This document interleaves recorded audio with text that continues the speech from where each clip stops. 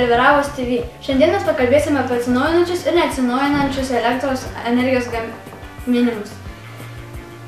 Taigi, su jumis bus šiandien Gabrielius ir Meilė.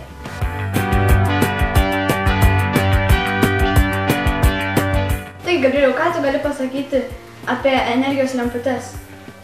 Jos yra dabar labai pabrangusios, tai patarčiau įpirkti kuo pigesnės. Kaip reikia taupyti elektrą? Lemputes pakeisti į taupesnes. Tai įrodė Didžiąją Britanijoje, sutaupė netgi 20% elektros energijos. Šaldytuvą 100 kartą per metus, nes jis užšalęs ima daugiau elektros. Šaldytuvą statyti kambaryje toliau nuo saulės spindulių. O dabar žiūrėkite reportažą apie saulės energiją.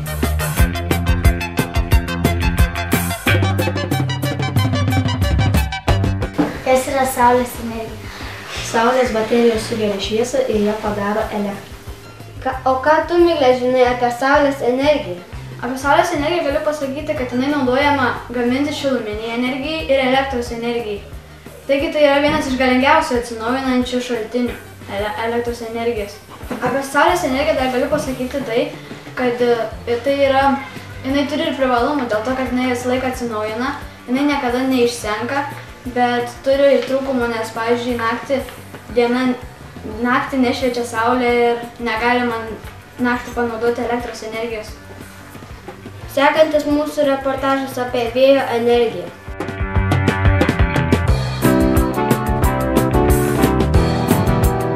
Kam buvo naudojamas vėjo jėgainės? Vėjo jėgainės buvo naudojamas gaminti elektrą, grūdus malti, vandenį pumpuoti. Kodėl? Nes mažiau išnaudoja elektros.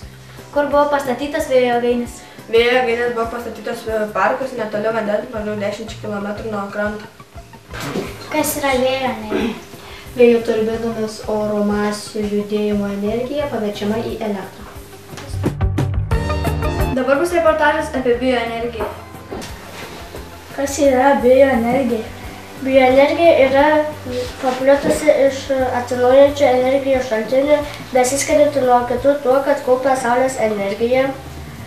Šiuo metu iš biomasės gaminama ne tik šilumos energija, bet ir biodegalai. Susipažinkime su hidroenergija.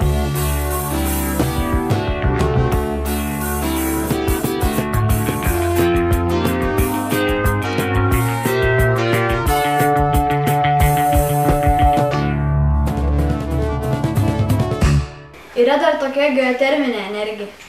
Ką žinote apie geoterminę energiją? Žinau, kad yra Klaipėdoje pastatyta elektrinė jėgainė. Kurie įjung?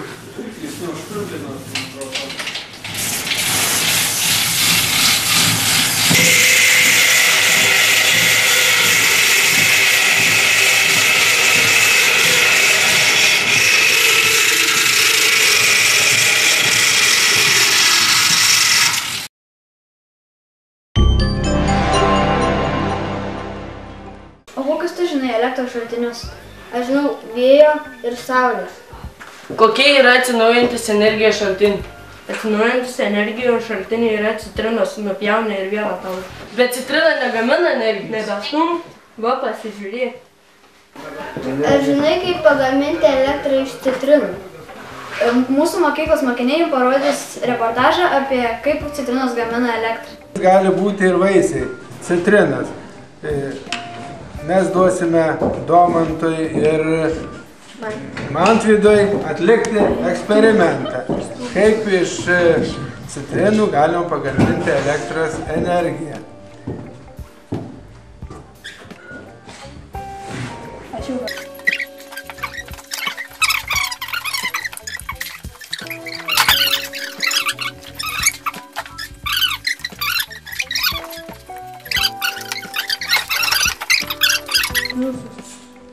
O, kažką rodo. Na, Rodo mūsų. tai prispausk labiau, čia prispausk su pirštu.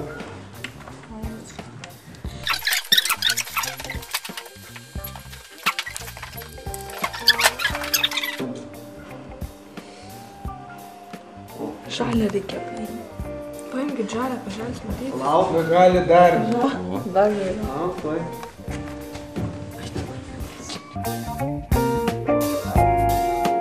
Sekantis mūsų reportažas apie elektros šaltinius. Energijos šaltiniai yra vieni pirminiai ir antriniai. Tai elementas arba baterija yra vadinamas pirminis šaltinis, nes jis yra išsenkantis ir cheminė medžiaga pasibaigia ir šitas elementas yra neatnaujintas. Išsenka cheminė medžiaga, šitas galvaninis elementas yra surenkamas į konteinerį, kad neterštų aplinkos ir tiesiog vežamas į utilizaciją. Antriniai energijos šaltiniai tai yra akumuliatoriai, kuriuos galima pakrauti ir atnaujinti. Ir mokytojas jūs supažindins su automobilio akumuliatoriumi. Kas yra akumuliatorius? Akumuliatorius yra energijos šaltinis, kad prasuktų starterį ir kuris naudojamas automobilį. Tam, kad būtų galima užvesti starterį, kad prasuktų variklį. Tai va. O jeigu nebūtų generatorius automobilį, tai būtų nieko. Tada negalėtume... Tada negalėtume važiuoti. Taigi, kaip ir kiekvienas elektros šaltinis, šitas mūsų akumuliatorius, energijos šaltinis turi pliusą ir minusą. Plius minus. Tai va. Dabar turime gnybtus. Raudonas gnybtas jungiamas prie pliuso, o juodas Prie minus. prie minuso. Aš žinau, štai. Pasižiūrėkite, štai čia yra pliusas. Dėkit pliusą. Bus kiviršis. Pakratys. Na, o šitas vat yra prie minuso. Kodėl mes jo negalime suliesti? Pabandykit, kiviršis. Berniukai žino, ne? Kur yra lemputė dabar? Pas karalį. Tad paimkime paprastą lemputę, kuri yra naudojama žibintuose. Na, dabar paimkim ir pajungkim prie gnybtų. Matot? Sakiau. Jeigu mes ją paimsim ir tuos gnybtus sujungsim, matot? Dar kartą galima panaudoti. Taip. Na ir atjungiam. Tad vienas iš elektros šaltinių yra akumuliatorius. Nu kas būtų, jie samaitytum laidus. Viskas sudegtų? Elektros energijos šaltinis galvaniniai elementai. Tomai, dabar vat gali pajungti. Reikia žiūrėti, kur minusas, kur pliusas. Plius minus.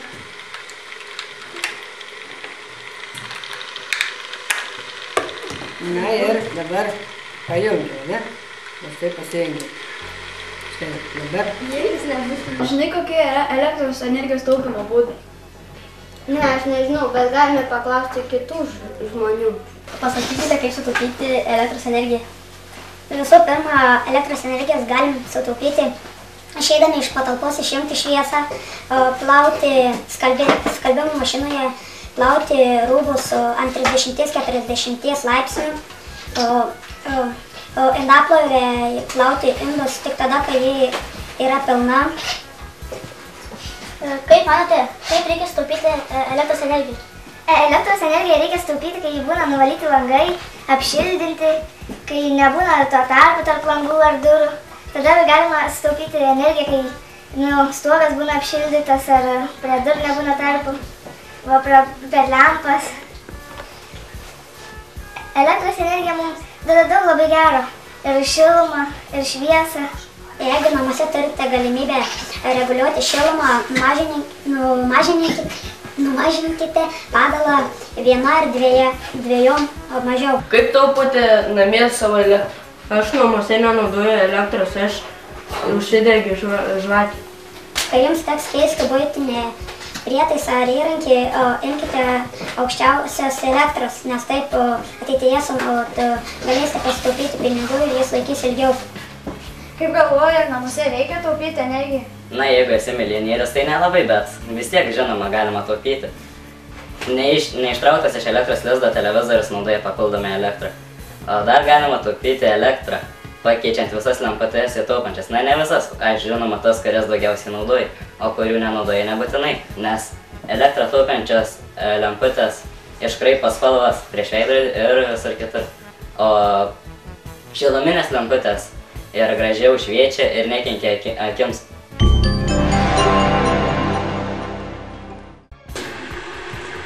Elektros lemputės, ne? Tai dabar šita lemputė vadinasi kaitrinė.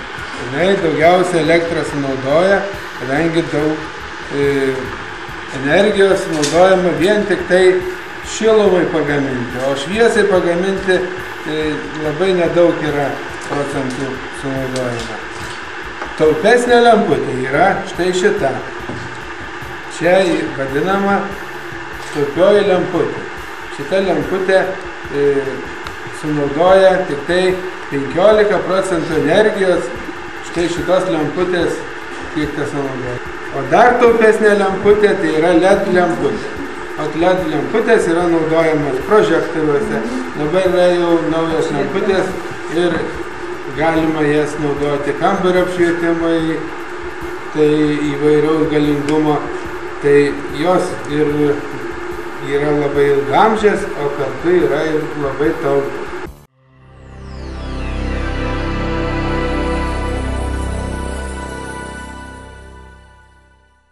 O dabar mūsų siužetas apie elektros taupymą mokykloje. Šiandien tikrinsime elektros taupymą Eleviraus mokykloje, taigi eime.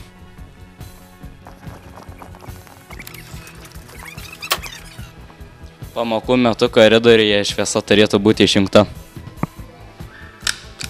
Kame bairis. Pamokų metu rūbinėje irgi neturėtų degti šviesa.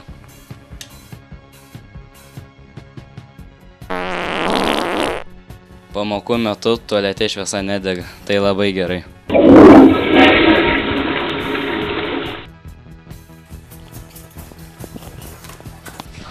O klasėse pamokų metu šviesa turi degti.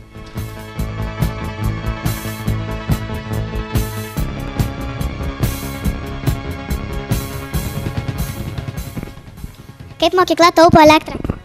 Na, mūsų mokyklos mokiniai atliko tyrimą ir nustatė, kiek mokykla sunaudoja elektros energijos nuo 2010 iki 2012 metų kasmet. Ir mes matome į stendo, kad 2010 metais sunaudojo 11 tūkstančių kWh, 11 metais sunaudojo 10 500 kWh ir 2012 metais sunaudojo 12 700 kWh. Tai reiškia, kad jau 2012 metais mokykla sunaudojo daugiau elektros energijos, bet mes turim tokį paaiškinimą, nes tais metais mokykloje vyko renovacija, buvo dengiamas stogas ir buvo naudojama daugiau elektros energijos prietaisams, įvairiems prietaisams. Taip pat matosi šitame stende, kad yra 5 būdai, mokiniai išrinko 5 būdus, kaip taupyti elektros energiją.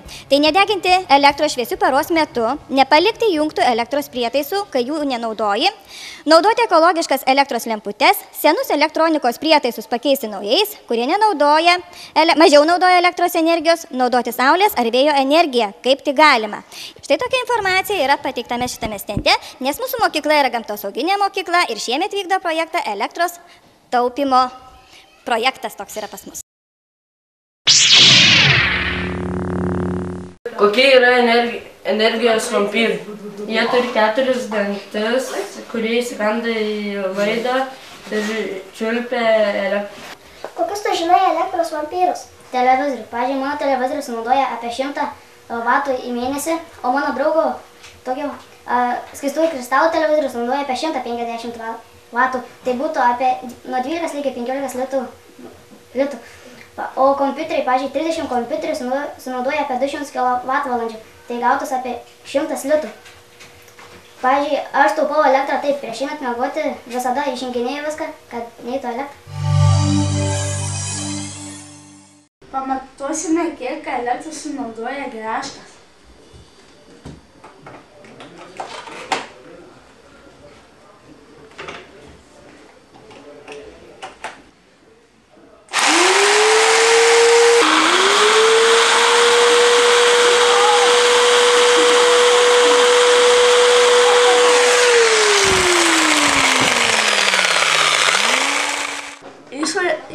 Išvada buvo, kad grąžtas sunaudoja elektros 222 vatus. Dabar žiūrėsime, kiek sunaudoja senas televizorius elektros.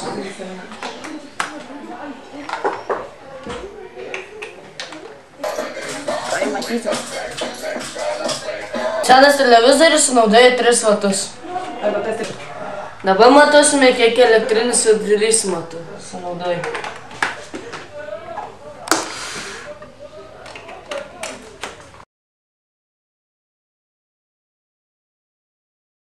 Elektrinis siurblys sunaudoja 1700 vatų.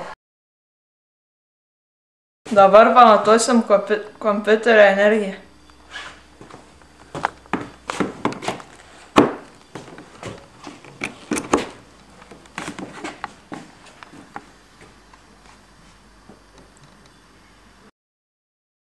Rodo 54 vatus.